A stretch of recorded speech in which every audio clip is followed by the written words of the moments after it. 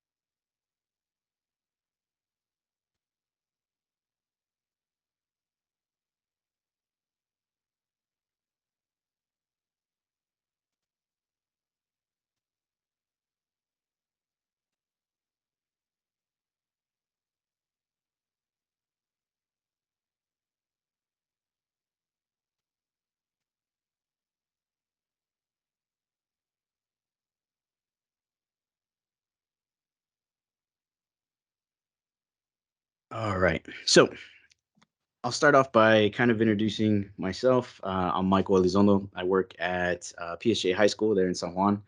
I graduated from there in 2005. Feels like a really, really long time ago now. But yeah, I um, was originally a speech therapist, speech pathologist assistant, working for a few years as that. And I really enjoyed working with kids, but ultimately, doing home health wasn't something that I really enjoyed. So I wanted to transition into a different career, and I transitioned into teaching. And I feel like I've found my calling, so to speak. Um, I really enjoy it. I feel I can push the kids to really push themselves. So when everything with COVID happened, um, one thing that I needed was my document camera. So uh, as we were home for COVID, I remember going to pick up my document camera, trying to set it up, and thinking like there's got to be a better way. So I was watching some videos online off of YouTube because YouTube teaches you everything. And so I saw that somebody was using their iPad to screen mirror through Google Classroom. So I told my wife I wanted to do that, and I went out to Best Buy. I picked up an iPad, um, and that's what I would do when we were working that whole year that we were home. I would open up a Google Classroom on my computer, and I would open up Google Classroom on my iPad, and I would just kind of start going from there. And that's where I was introduced to GoodNotes. And when we went back to the schools, I told myself, okay, well, that's what I'm going to do. I'm going to do the same thing. And the whole screen mirroring thing was actually introduced to me right before school started. Another teacher was telling me that they saw a presentation from someone within our district using an Apple TV, um, and ultimately, that's something that we wanted to try and incorporate. I know our district is really pushing to try to get screen beams, and so as I go to this slide right here, so GoodNotes, they're on the left-hand side. And one beautiful thing about this is I can circle like that and it'll show you on screen. I can identify exactly what we're talking about, where we're looking at. So GoodNotes is an app. If you have a district iPad, I believe it's already installed within the iPad. But going back to that what was it, 2021, 2022? I think 2022, right? When we were all back in the classroom. Uh, Bringing in my personal device, utilizing GoodNotes. we didn't know about ScreenBeam yet down here in the right hand corner. So what we did was a couple of teachers and I, we went out and we bought our own Apple TVs. We hooked them up to our new line board, and hold on, I'm hearing something ring. There we go. Okay. So we hooked it up to our new line board. This was probably, by this time, I think it was the Friday before classes were going to start, and we started messing around with it, and we got the screen mirroring to work, and it was just a complete game changer. So one thing that I noticed was I was gaining the kids' attention more as opposed to just using my document camera, because everything just works so much quicker and it's on the fly. You can pull things up, and those are things that I'm going to show you in just a little bit. So if you, going back to my original statement, if you're coming in, if you want to follow along with your own iPad, if you've never utilized this before, or if you've kind of touched base on it and you kind of have your feet wet a little bit, but you're not too sure, you're more than welcome to follow along. You're more than welcome to create your own journals as we go along and as I do this. So everything that you're seeing on the screen that's being presented is off of my iPad right now. What we did was, again, bring in our own personal devices at the very beginning of 2022. And what I can do is ultimately, through my iPad, screen mirror to either a ScreenBeam, to our Apple TV, and that goes straight into our new line board, right? Now, as I write on my PDF here, if I want to erase all that, that's the beautiful thing about GoodNotes is you can do anything you want. Now, what I'll start with is PDFs are GoodNotes' best friends. Anything PDF is GoodNotes' absolute best friend. I find that creating a PDF, importing PDFs, that's the way to go. Which ultimately, one of the beautiful things about the District 2 is we have Adobe scan, and that Adobe scan lets you, if you log in with your district account, you can, I believe it's 50 page, a 50-page maximum per save file. So you can just take a photo through that Adobe scan. It creates a PDF document of 1 to within 50 pages, and it saves it to your account. And you can import it to Google Classroom, Google Drive, and again, send it right back to GoodNotes, because again, PDFs are GoodNotes' best friend. So coming down here, kind of the agenda, just something brief. I'm not too big on slides, so I don't have very many slides, but everything's kind of going to kind of be its own presentation. And if you have any questions, any comments, I do have my chat open, so I can read that on the fly too. So yeah, feel free to ask me anything you need to. Now, with that said, let me just verify here on my iPad. I feel like my mic is not muted. Yeah, it is here. Okay. So as you can see, I have the chat open there. We'll jump back to GoodNotes here. Okay.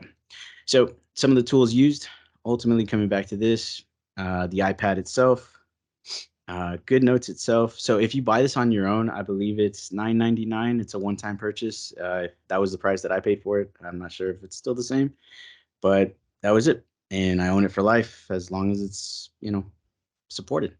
And so then from there, again, I screen mirror to either ScreenBeam or Apple TV, and that goes into my new line board. And that's all it takes. So coming down here, our overview. So some things that we can do. We can import, export, create PDFs, write on things, and we'll kind of break that down in just a little bit. How I use it in my classroom and looking at Google Classroom, Google Drive, and bringing GoodNotes together with that. So the power of GoodNotes.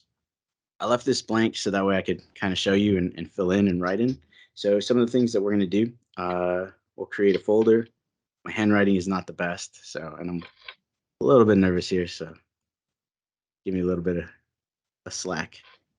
So create a folder. We'll create a journal. And let's see, we'll import, we'll export.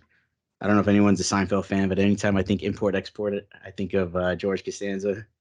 So if you know that, kudos. We're going to edit, we'll annotate. If your handwriting is much better, I applaud you. Mine is not. So we're going to upload. and just kind of write some notes. So we'll go through that. So beautiful thing again, if I want to, let's say, you know what, I don't like the color of my font, I can actually circle that on my screen here. And if I tap on it, I can change the color to red. I can change it to any color I want to, really. Take it to blue. If I don't want to at all, I can just kind of take it back and undo, redo. So again, it lets you do so many things on the fly. If you've had experience with a document camera, you know your hand writing under the camera, kids can't see. Ultimately, if you have some students that are in the very back and they're like, "Sir, I can't see," you can of course zoom it in as big as you need to, and they'll kind of tell me, "Sir, can you zoom in on the on the left hand corner?" And I'll take it in real big, and they're like, "Sir, that's too big," and then I zoom it back out. I'm like, "Okay." It lets you have a little bit of fun while you're teaching, and it gives the kids a little bit of a laugh. But I think it's all stuff that keeps them engaged, right? So kind of going from there. So we have our demonstration checklist, and we'll kind of go through this as we go along. But again, creating folders, creating journals, subfolders. We're going to look at a little bit of DMACC data, which is everybody's favorite. So we're going to import the mask of the red desk from Google Drive, import all my babies are gone now, and then kind of go through those things with all my babies are gone. And that'll kind of be it. So any comments, questions, concerns, again, feel free to put them in the chat and we'll go from there. So looking at data, of course, we always have our meetings throughout the year where everybody's looking at data because that's what we teachers do. We look at data. So being that I'm an English teacher, I teach English too, so that's 10th grade. Um, Obviously, very important. Obviously, one of the subjects that we feel is kind of a lot of pressure put onto us, but we get the job done. And what I can show you is when this was in regards to my second benchmark. So if I wanted to look at, and again, all this is PDF. So on DMACC, all I did was download it as a PDF. I saved it to my Google Drive because within my Google Drive, I have a DMACC data folder. And then I can just quickly grab it from there. And I'll show you how to do that in just a little bit. But ultimately, what I did is I pulled this from my Google Drive, that folder that I have saved. And I wanted to look at my E2 9BI. And that is, as I can highlight right here, developing drafts into focused, structured, coherent pieces of writing. I wanted to look at BI2, and that is within the same realm.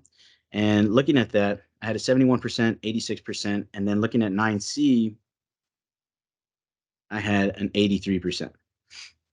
Now, one thing that we were all worried about within the new STAR test that was coming out this past year was, okay, looking at 10C and 10D, composing our argumentative text and our correspondence letters. So within that, my students had never typed their essay into a computer for a benchmark, and so ultimately what they felt was they all got to those questions and they thought it was just like put in a few words, and I told them no, that was their essay. So a lot of them didn't even do it, and what you can see down here is where it reflects that with their 18%. So as their teacher, kind of got after them on that, but they picked that up definitely throughout the remainder of the year. Now, but focusing on this BI and BI2 with that 9C, one thing that I wanted them to do was, of course, bring that up and focus in on all that as we focus on our argumentative writing. And through there, if I come down to that BI, BII, and 9C, I can see down here within the year 2023, we have the region, and that region percent was at, and I can do these in green, 72, 43, 28, 37. And of course, these are going by the item numbers. So within the test, question 35, 36, 38, 39. And as we go through these, we should hopefully see and notice is kind of beat up the region a little bit. And so if I come back up with BI, we ultimately had where my students had that 91 to the 72, 68 to the 43, 40 to 28, 50 to 37. And that kind of just reflects throughout the remainder of it. And I really feel that a big part of it is because of this. we can stand up in front of the classroom and ultimately talk our heads off, but at the end of the day, some kids listen, some kids don't. But when you're making them look at something, and I go back to when I was in high school and I was forced to write everything.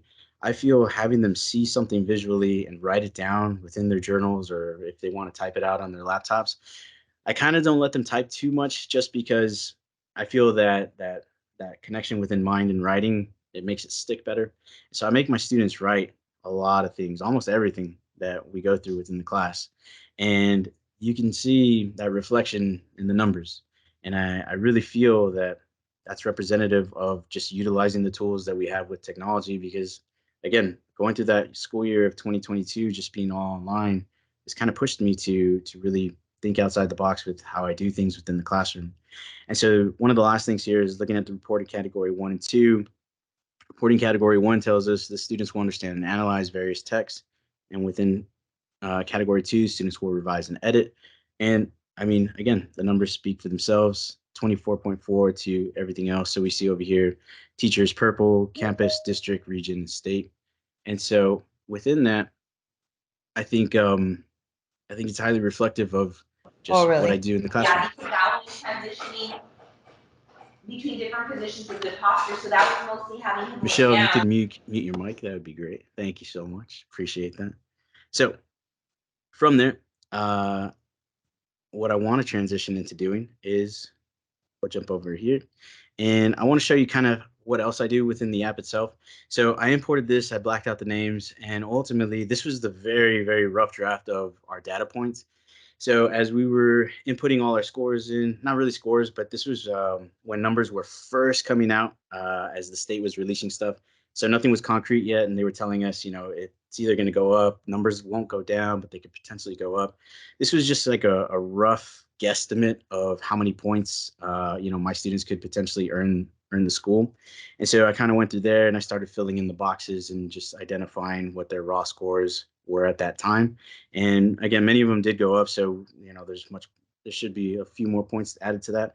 But that's what I did. I just brought this over as a PDF. I started filling in the boxes and I started identifying, okay, this student could potentially earn us that point, this point here, and from there. So again, this really highlights just what you're able to do within an app. And showing this to my administrator that covers our ELA department, and being able to present and show not so much our campus but our core department, and identifying, hey, this is where this student's at, this is where we're achieving possible points. And within our English 1 and English 2 teams, we were lucky enough to have Dr. Elias at the time purchase iPads for us, and really getting every teacher's feet wet with this. And a lot of teachers have really embraced it and started utilizing it within the classroom. And so I think it makes, I think any of them will attest to the difference that it makes within the classroom itself. So again, just some rough data stuff to show you. But moving on from that, one of the first things that we always do is, of course, introduce the rubrics to students. And pulling a rubric online, again, PDF, GoodNotes is best friend. Identifying, hey, as we go through this, these are the types of things that the district wants, not the district, but the state wants. And so as we'll look at controlling idea here and identifying them as, this is what's going to earn you a 2, a 3, a 1, obviously 0 points. And so identifying those key factors as we go through as to what's going to earn them what they need. And from there, identifying how can we build and how can we make their writing even better. Of course, also incorporating all the reading that we do. Excuse me. So all the boring stuff out of the way, we'll get into the good stuff. So if I go to my main folder here, I kind of have everything set up, but here on the left-hand side, you'll see it says new, and kind of in a dotted outline. And if we click on that, this is where we can kind of create anything we want to as far as our folder, our journal. They just released that study set maybe about a year ago, not too sure, but that lets you create note cards. And so you can kind of do what you need to get started. And so from here, if we create a folder, you can name it. I'm just going to put tech demo. And from there, you'll see it pop up at the top of the list. And then from here, if I go back to that plus, I can add my notebook, and this is where you're able to change your cover, identify, if you want a specific color, whatever color you'd like. And if I go to paper, this is where if you're within the math department, you have your grid paper. If you just want to use blank paper, I mean, you kind of have many options. Now, if you look at the very right hand side, I have my star paper there, so you can import your own stuff. So I imported that star line paper back in 2022 when we were still working off of star paper. So I'm gonna add that, and once I create it, it does your first page, and you can add as many pages as you need to. You can edit, you can basically do whatever you want to it. So if I wanted to start writing, I could start writing right away, which we'll do that in a little bit. But ultimately, that's kind of just the main breakdown of getting started, creating your folder, and creating a journal. Now, if you don't want to create a journal, you can just create the folder. So my second folder there, I'm going to actually get rid of this one here to get it out of the way. And my first folder now says Teams Demo. This is where I can come in, and you'll see I have my GoodNotes presentation off of my Google Slides there. I have the ECR, informational argumentative rubric, which you can already see just through the icon where we started highlighting. It does it in real time. It saves it. The beautiful thing about GoodNotes too is it saves it to the cloud. So if you download the app to your phone, it will if you have a lot of files, it'll take a little bit of time, but it's gonna start downloading and saving everything within the app on your phone. So whatever device you put GoodNotes on, as long as you're using the same account, whether it's your school account or personal account, it's gonna save whatever you have to the cloud. So if you start working on it on one iPad, you want to finish on another, or vice versa, work on your phone, show something within your phone, but then open it up on your iPad, it's going to save it to the cloud within real time, and you're good to go. So looking here, I'll show you one of the benefits to using this too is looking at files that we need to fill out. So if I pull up an observational form, one thing that you can do is, rather than type it out, if you want to, I mean, you're more than welcome to, but you have a text box that we can put in. We can start typing, or we could just go ahead and write it out, email it to whoever we need to. So what TEKS will we focus on? We could, of course, say, what TEKS do you feel? Okay, we need to focus on. So within the observational forms, when I need to fill them out, I just write it out. I'll email it out to my administrator and kind of take it from there. So it lets me do all that in real time as well and get it out to whoever I need to quickly. So one thing I want to do is kind of take you through a little lesson that I typically do with the students, and I'll show you how I open up my drive. So within my drive, I have my demo folder. I'll open up my demo folder, and actually, let me show you what I have with CommonLit. So I like using CommonLit as a secondary source to what we have within the district. I know we have McGraw-Hill and StudySync, and it's a great tool. I also like to incorporate a little bit of CommonLit because I love their stories. Some of their stories are just incredible. So I have a CommonLit folder with several stories. One of my favorite is the Mask of the Red Death. So if I pull this up, just got to let it load for a second. And from here, the three ellipses on the top right-hand corner, you can open in. And then from there, it'll say open in GoodNotes. And that's it. It'll send it straight to there. You pick your location where you want to save it. I'm already within my Teams demo folder, so I can open it here, open as a new document. It opens it up right away, and kind of take it from there. This is where we can obviously identify, okay, the Mask of the Red Death. We start asking the students, well, what does that mean? What is the mask? Well, what is Red Death? Breaking down the words itself, identifying, within this photo itself, we can zoom it in. So if I tell the students, well, what's that? And they say, oh, it's one of those masks. But I tell them, okay, what's a masquerade ball? A lot of times, some know, some don't. And one thing that you can do on the fly is open up your Safari app and, okay, there you go. You have masquerades, you have people dressed up, you have the masks on, you show them, you identify what it is, build that background knowledge, and then we can jump right back to it. And so jumping into it, you can of course go into it. Now, one thing about this story, I've read it throughout the years, but after COVID, this story was so relatable because if you've never read it, it's about people being locked away because there's a disease running rampant throughout the land and it's killing everybody. And so now when we read it, that's the first thing that students yell out is, "Oh, it's like COVID." And so, it's very relatable. But it's a really engaging story. And as we go through, you can just start writing, annotating. So as we start, let's break down the title here. So if I say, okay, well, masquerade, some of the students might say, oh, it's a mask to hide. And so we can just start breaking it down. I'll ask them, well, why red? Because the photo has a red mask, they say, oh, everyone's wearing red. So I'll just write it down. Whatever the kids are shouting out, I just write it down. Everyone wearing red masks.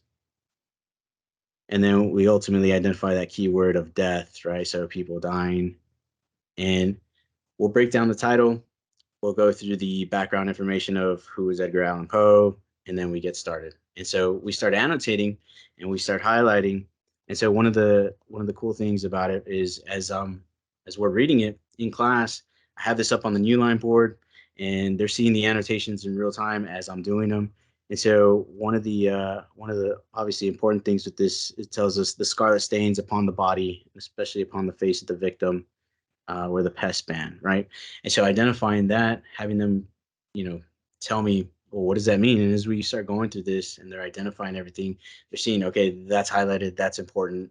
And so, of course, we all know how to annotate, and I'm not gonna do a lesson on that, but ultimately, it's just showing in real time how we're doing this in class. There's no document camera, there's no hand in the way. I'm not having to try to zoom in really slowly. If I needed to zoom in on something really big, it's quick, it's instant. I can zoom out, and it's just the benefit of having technology, right? So from this, what I do want to do, kind of as a little bit of a class with you guys, is talk about a story. Let me open that up. I'll go back to my demo folder, and we're gonna do this one right here. All my babies are gone now. So I think if you're a parent, this story is kind of relatable. My wife and I, we have 3 kids. Our oldest is 11, who's acting like he's 17, and we have a 4-year-old and a 2-year-old, and they are just something else. But now when I read this story, it kind of hits me on a different level now. So if you've never read it, it's about a mom just discussing how her kids are growing up, and ultimately they're leaving. So again, opening it up within my Google Drive, I have everything within my drive. So any folder, yeah, sorry, not folder, but any file that I need, any story, I create it into a PDF. A lot of times we can find our PDFs.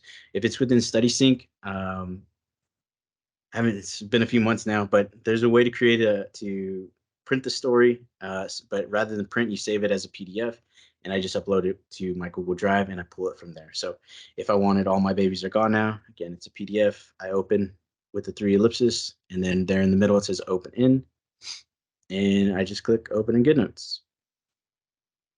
So now, because I have the Mask of the Red Death open in the background, I can actually add this to this file, or I can go back and just import it as a new document, pick my folder. So I have my Teams demo folder selected, and it'll go straight in there. So kind of with you guys doing it in real time, as I identified, we, okay, I have a question. Sorry, I didn't see that. But as far as acquiring a district iPad, one thing that we had to do was discuss it with our principal and identify why we felt it was a good idea. So, I mean, that would kind of be the first step I would point you in, or the first direction I would point you in, is discussing it with your administrator, and telling them, could we get district iPads? Our whole process was many of our teachers had their own personal devices as far as iPads. What we were looking for was a way to mirror it to the screen. And so we were actually going about trying to ask for Apple TVs, or a similar device that would just let us screen mirror. And at the time, Display Note was on our new line boards, but that wasn't working very well. So we were kind of pushing for the Apple TVs. but IT came out and said, we can't really back the Apple TVs, but what we can do is get you going with the iPads themselves, and we're going to start getting the process of getting something to mirror. So we got the district iPads, and then we kind of just went out and started getting our own Apple TVs, and it was kind of self-funded in a sense, but we did get the district iPads through our principal. So that's kind of the direction I would point you in, is discuss it with your principal. With the district iPad, there's also, of course, you can get an Apple Pencil, or Logitech makes a less expensive version of an Apple Pencil, and it's called the Logitech Crayon, I believe, and it does the same capability. So ultimately, I have my Apple Pencil, but again, self-bought, and just something I saw as a benefit to the classroom. So hopefully that answers your question. So going back to All My Babies Are Gone Now here, showing it within the class, kind of doing what we did with the Mask of the Red Death. I'll ask the kids, okay, what does the author mean? Why does she say all my babies are gone now? And I love how there's always that first student who yells out and they say, oh, they all died. So it always makes me laugh. But ultimately, I tell them, okay, so kids died. And they're like, okay, well, maybe they're growing up. Or actually, before they say growing up, they always tend to say they left. So I just put, left. And as we're identifying all these key things, finally, someone will say, maybe they're growing up and they're leaving the house. And so, kind of going from there, I always break down the title with them and we start going through it. One thing that, if I believe I have it here, let me see.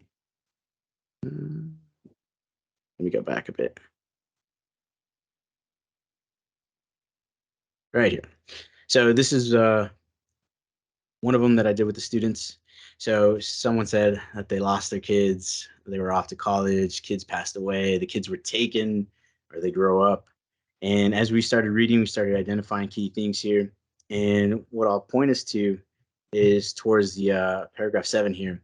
And as I have highlighted, I did not live in the moment enough. And then towards the bottom, I wish I had treasured the doing a little more and the getting it done a little less. And so ultimately, here, what we get the sense of is the author has regret, right? I didn't live in the moment enough. Now, going back to it, I highlighted in blue at the bottom, but for the purpose of showing you, oh man, you know what? I wanted to change that. So here towards the top, if you'll notice, I have a couple of tools here. I have my pen, I have my eraser, I have my highlighter. You can kind of see them changing on the screen there. But I have my lasso tool, and the lasso tool is kind of, if you think about a lasso, and if I just circle what I want to edit, change, I can move it. I can change the color itself. So, you know what? I want to make that red because ultimately that's identifying that regret that she has. And so, as we identify that within class, that ties into our prompt. And so, from there, I introduce the students to our essay prompt. And if I bring it to my essay prompt here, on screen, I already have everything written down, but I can just kind of quickly erase it and we can go through it. And so with them, this is obviously an old prompt before Star was really changing. And if we look at that essay prompt right there, it tells us write an essay stating your position on whether it's better to live in the moment or to continuously look towards the future. And jumping back to the story itself, I lost it. Give me 1 second here. There we go.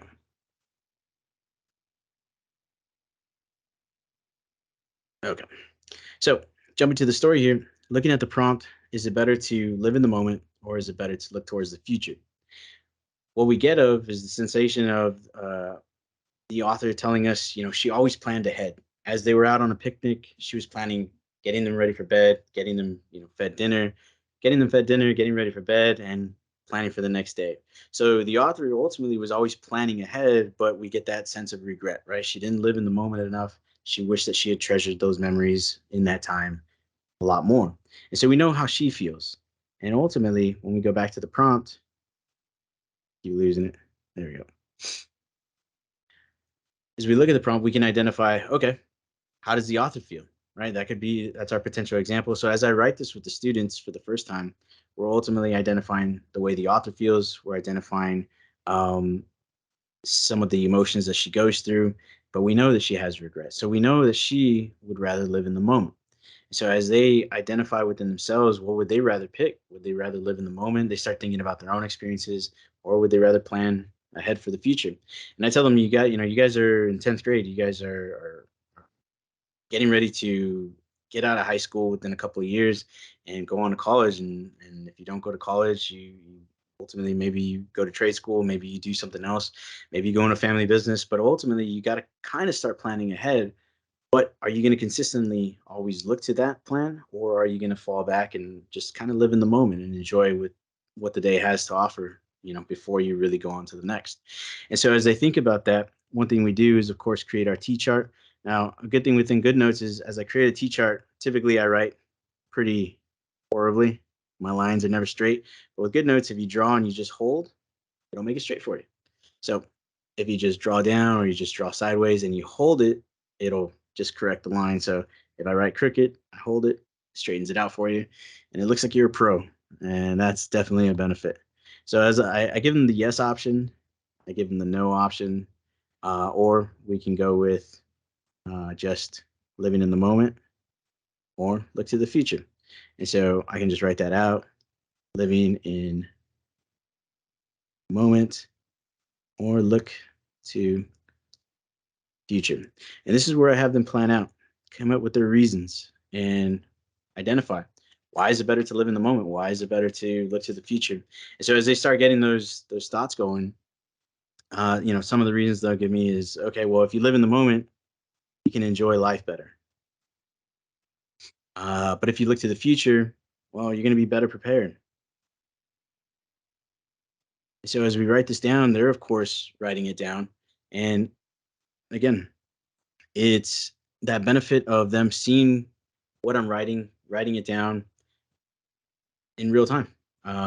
They're not waiting for something to be uploaded. They're not waiting for my hand to move out of the way, because I think we all know if you give them that little bit of an inch to just turn to their friend and talk, I mean, the room takes off from there, right? So having that focus always on the screen. Okay, what's the next letter he's about to write? What's the next word? What's going to be highlighted, annotated?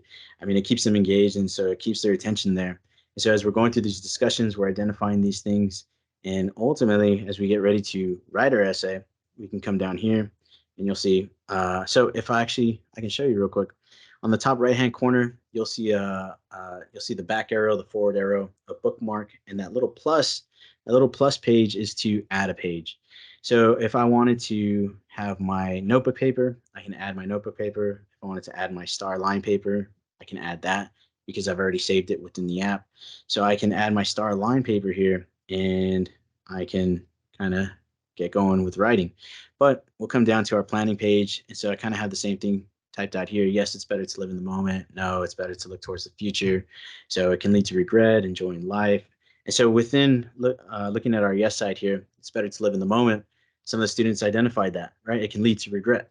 And so with that, we have our help chart. So we identify historical, entertainment, literature, and people. I always go with typically famous. I tell them within 10th grade, I tell them it's not really too good to use personal anymore, because I think I tell them it's all about credibility, right? So if you're going to talk about somebody who has regret, are you going to talk about our author within the story, that it's a published paper and the reader can look it up and actually read it for themselves? Or are you going to talk about your Theo who has regret for not investing in a Fortune 500 company, right? But that we probably can't prove. And so they kind of laugh about it, but they understand, okay. So that's where I kind of plug in the whole credibility thing. And from there, I have literature. Our literature box tackles our story. All of my babies are gone now. And so we can kind of start writing with that. So I'm just going to quickly write just a couple of sentences with you here, so that way you can see and identify what we do within class, and just kind of go from there. So within our intro, we, of course, I'm not going to worry about a hook with you guys, but just going straight into our counter argument, because I always teach them, counter arguments, kind of what we as teachers and what the reader who's grading your essays, as far as the star is concerned, is looking for. So we'll start off with many believe that looking to the future is a necessary measure in life. However, it's undeniable that we should all live in the moment. Now, this is a good example of what can happen within class. You realize, oh man, I can either erase my mow there at the end, or I can grab my lasso and I can actually just move that to my next line. So typically what happens is if I run out of space, I can either move a couple of words, I can move one word, I can move one letter, or you can just erase it and keep writing. But a lot of benefits to using it. But quick intro. Many believe that looking to the future is a necessary measure in life. However, it's undeniable that we should all live in the moment. And of course, if we want to plug in our reason for that counter argument, well, of course, why do other people feel that way? Why do those people think that we should always look to the future? Adding that credibility as to why they feel that way. But again, this is just something to quickly demonstrate and show you the benefit of using this all. Now, if I jump back to my GoodNotes portion of our presentation here, my demonstration checklist. As I go through this, I can say, okay, well, we created our folder, we created our journal, we can create our stories subfolder. We'll do that in just a second. We saw our DMACC data. We imported our Mask of the Red Death. We imported All My Babies Are Gone Now. Sorry, we broke down our title. We viewed our prompt and T-chart, import our star paper. We wrote our intro. And so a couple things still to do. Export to Classroom, Drive, or Teams, or create our stories subfolder. So kind of going back to our essay here, if I wanted to share this with y'all, I could do so. Now, one thing that I can do is, you'll see I have various notes there, but if I just want to select the 3 pages that we focused on today, on the top right-hand corner, I'll go back a bit. On the top left-hand corner, actually, you'll notice it has 4 boxes, has a little magnifying glass, and then has the square with the arrow going up. That's our export button, and our export button allows you to do just that. Export it to Google Classroom, Teams, Google Drive, wherever we want to send it. But if I do, I have two main options here. Export this page. So of course, that's just the page that we're looking at. Or I can export all. But again, if I go back to all this, you'll see I have a lot of stuff here. I don't want to send you everything. I just want to pick what to send you. So with that 4 square button next to the magnifying glass on the left-hand side, I can click that. It'll bring this menu back up. And I can click select on the top right-hand corner, and I can select the pages that I want to send. So if I want to send the prompt, our intro paragraph, and our planning page, I select those 3. And there in the middle on the top, I have my export button. I can do that. And again, PDFs are GoodNotes' best friend. So I can export as a PDF, and I can share that with you on Teams. And so if I look here, I think our session is BS2. So BS2 and send. And it should pop up within our chat in a couple of seconds here, as soon as it's done sending. But again, this is all just real time as you're doing it with the kids within your classroom. And so as we look at this, waiting for it. We'll give it a few seconds and it should pop up. But it'll be a PDF within our chat. But it's the same thing with sending it to Google Classroom. It's the same thing with sending it to your Google Drive. And so, yep, it's there in the chat. I can open it up. You can open it up, and you see it in real time.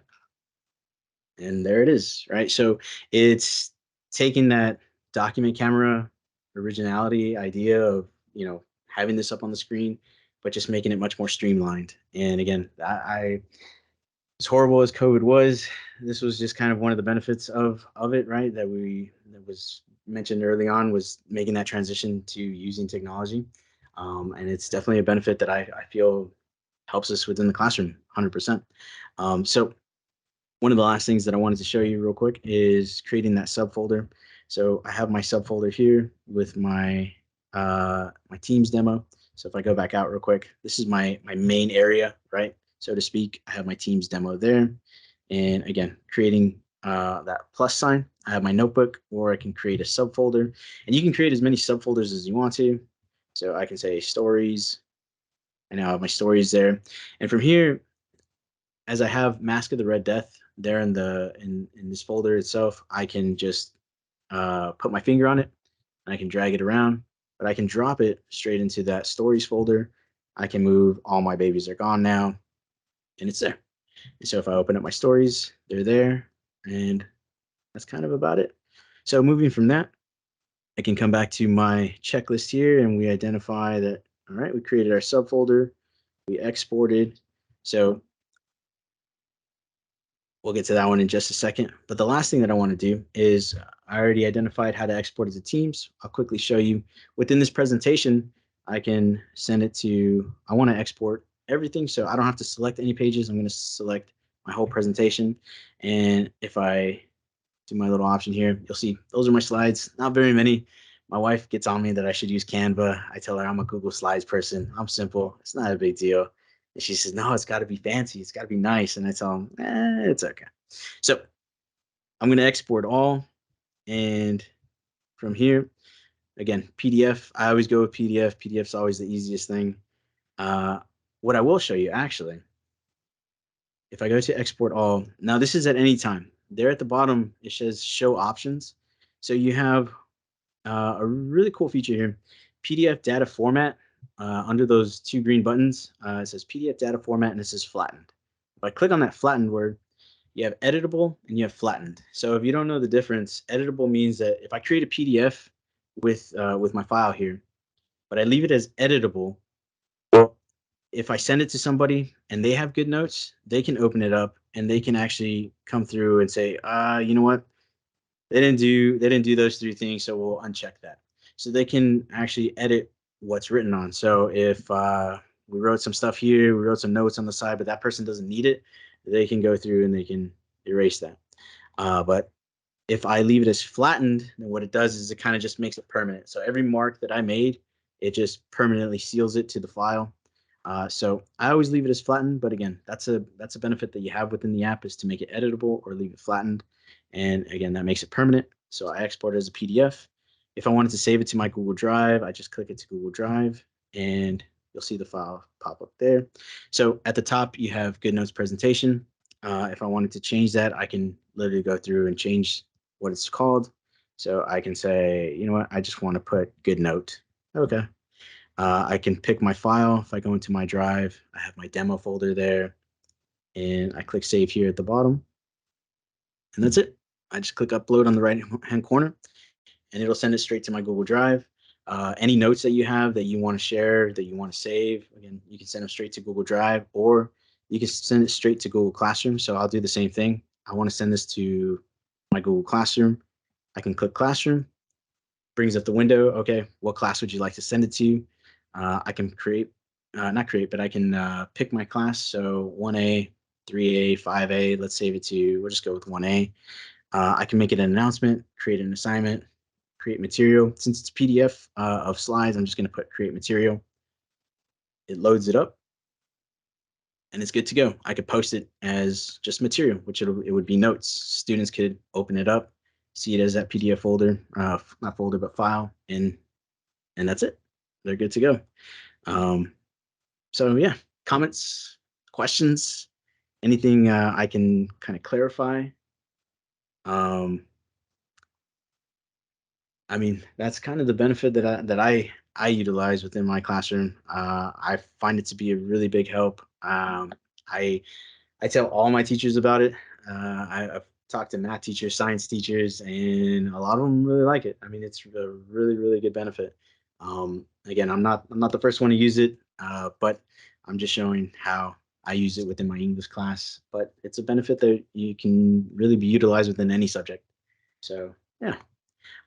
What I will do is I'll post the survey link in the chat, and you guys feel free to uh, fill it out. So yeah, thanks for joining my very first session. I'm very nervous still, but thank you. I appreciate it. So yeah, there we go. Thank you so much. It was awesome. Yeah, no problem.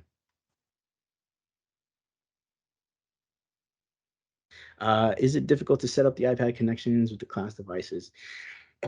By class devices, are you talking about just getting like the screen mirroring going or to the new line board?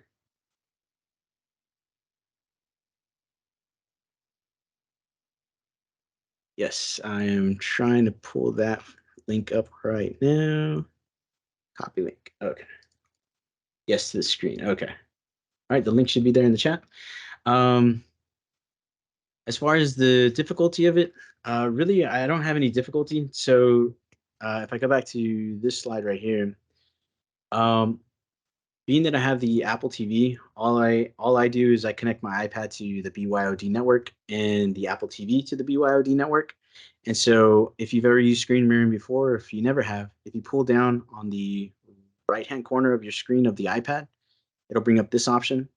And the two little boxes that are like within each other, right next to the brightness level, if you open that up, it says screen mirroring, and you'll actually see Ease Apple TV, and that's my Apple TV. So as I click on that, it'll just link up and it screen mirrors directly. But again, both the iPad and the Apple TV are connected to the BYOD network, and so that's how it works for me.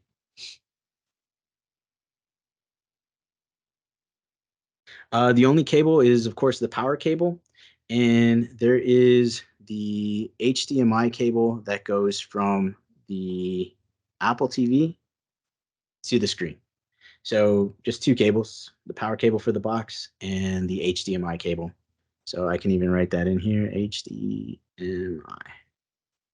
But as far as you yourself with the iPad, you're free to walk around with the kids. You're free to let them use it, and that's it. You're wireless while the box is tied to the screen itself.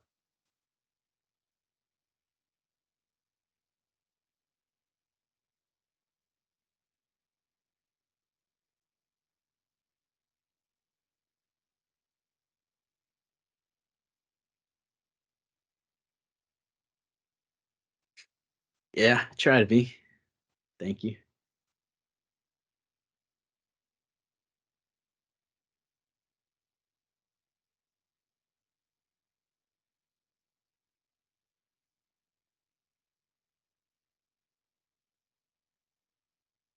Thank you, Ms. Ortiz. I appreciate that.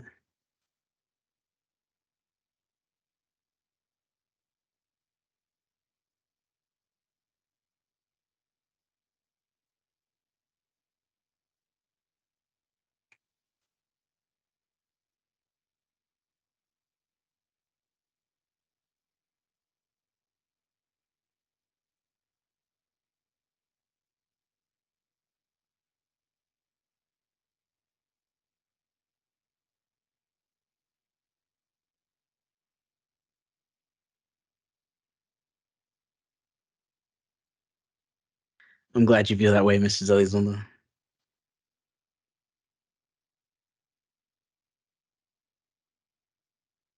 Thank you, Ms. Garza. I appreciate that.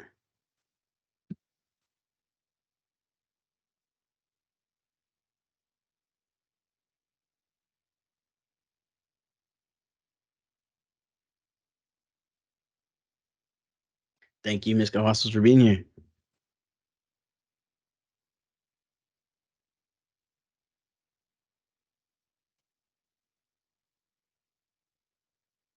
Oh yeah, I love it, Ms. Vela. It's being that it's my personal device, I bring it home, and I just hook it up to the TV too. So it's been home for the summer.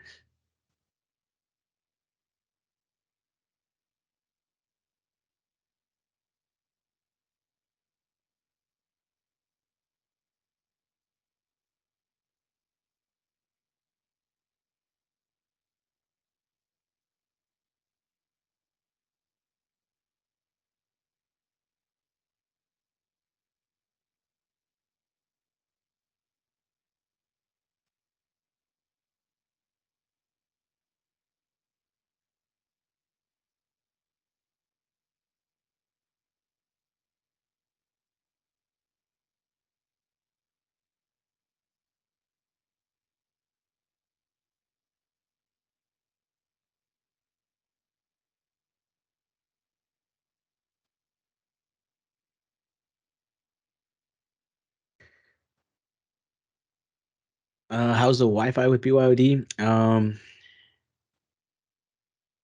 What I will say is when all the students started getting their laptops, uh, there was a little bit of slowdown, but this is within 2022.